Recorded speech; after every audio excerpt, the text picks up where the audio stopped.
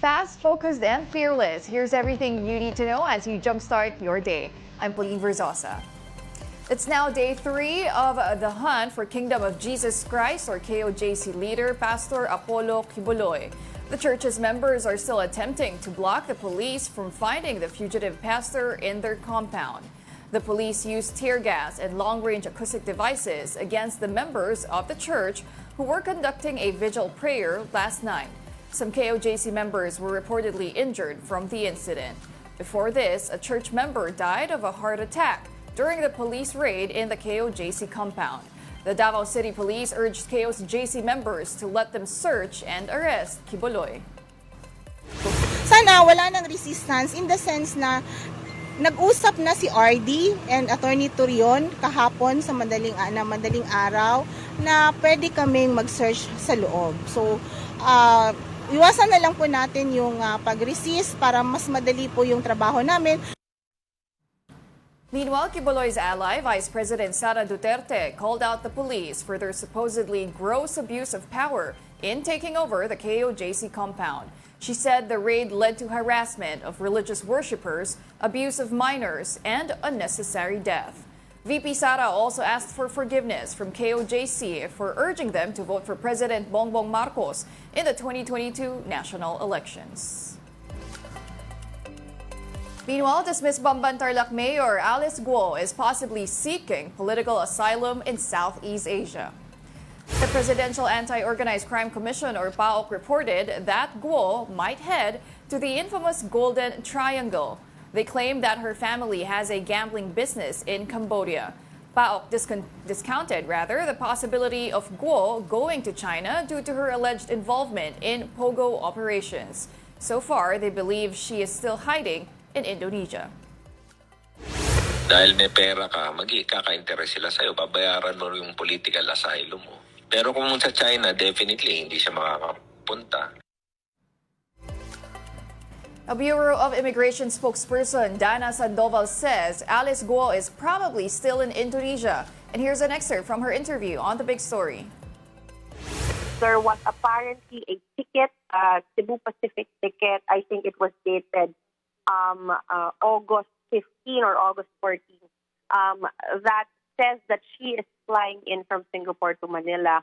Our people checked if she was able to board, and she was not able. She found out that she was not able to board, and that got the management thinking: why does she have a flight to the Philippines if she is inside the Philippines? That's why Commissioner immediately coordinated with our counterparts right there in Vietnam and was able to gather some information from Malaysian counterparts and Singaporean counterparts. But the thing is, the information that we were able to gather were conflicting. We received information from Malaysia that she is in Malaysia, but we also received information from Singapore that she is in Singapore. What's the latest on Alice Guo? Do you already know how she managed to get out of the country? And were you also expecting to catch Alice Guo in Indonesia? Or did she manage to slip ahead of time?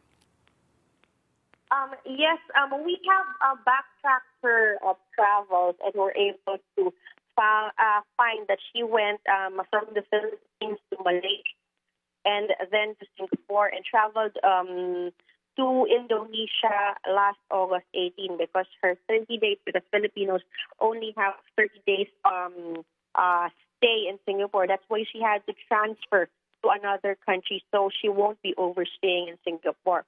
When she transferred to Indonesia, Commissioner Tansinko immediately informed our Indonesian counterparts of the cases that Alice Guo and her siblings have in the Philippines, and the Indonesian immigration agreed that she is indeed an illegal alien in their country because of the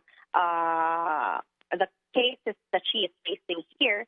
That's why they considered her an illegal alien and deported and arrested Sheila Guo and Cassie Leong when they were encountered at the ports again. Apparently, they were already trying go out of Indonesia again to an undisclosed location. They were trying to cross the border, intercept them and arrest them. And later they were deported to the Philippines, where they were accompanied by Philippine immigration agents. Let's now take a quick look at today's other headlines. In the Philippine Star, China Coast Guard vessels rammed and fired water cannons at a Philippine vessel in the West Philippine Sea. Datu Sanday, a ship operated by the BFAR, was on its way to Escoda Shoal for a humanitarian mission to resupply Filipino fishermen with diesel, food, and medical supplies. And in business world, the U.S. Federal Reserve's latest signals of policy easing may give the Bangko Sentral more confidence to continue its own rate cut cycle. Jonathan Ravelas of Reyes Tacandong and Company says a cut in December is likely if Philippine inflation continues to trend lower.